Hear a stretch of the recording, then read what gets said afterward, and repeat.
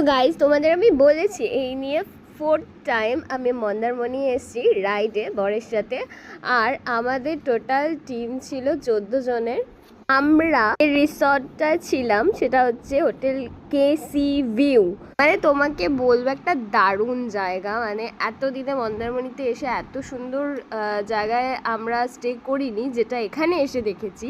তো তোমরা দেখো, রিসর্টটায় ঢুকে দেখছি এই যে বাঁধানো পুকুর মতো দেখছো না, এখানে বোটিং হয়। মানে তুমি এখানে দেখো বোটিং করতে পারবে।